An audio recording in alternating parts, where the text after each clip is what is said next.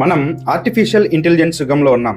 అంతరిక్షంలో ఇళ్లను నిర్మించే స్థాయికి ఎదిగాం. కానీ టెక్నాలజీ ఎంత ఎదిగినా, సైన్స్ ఎంత ముందుకు దూసుకువచ్చినా, ప్రకృతి విసిరే ఒక్క పంజా ముందు మానవ ప్రయత్నం ఎంత చిన్నదో అని నిరూపించే ఒక మృత్యువలయం భూమి మీద ఉంది. అదే పసిఫిక్ మహాసముద్రంలో ఉన్నటువంటి రింగ్ ఆఫ్ ఫైర్. ప్రపంచవ్యాప్తంగా సంభవించే భూకంపాలు, సునామీలు 90% ఈ ఒక్క జోన్లోనే జరుగుతాయి.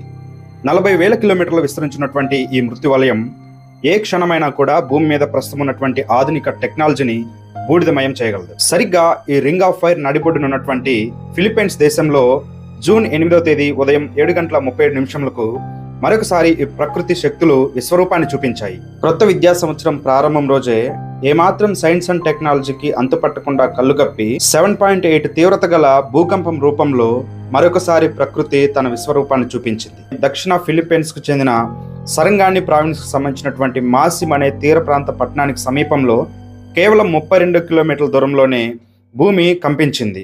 ఇది రిక్టార్ స్కేల్ పై 7.8 తీవ్రతగా నమోదైంది. భూగర్భ శాస్త్రవేత్తల ప్రకారం ఇక్కడ సముద్ర గర్భంలో ఉన్నటువంటి కొటాబాటో ట్రెంచ్ అనే సబ్డక్షన్ జోన్ వల్ల ఇంతటి వినాశకరమైనటువంటి భూకంపం సంభవించింది.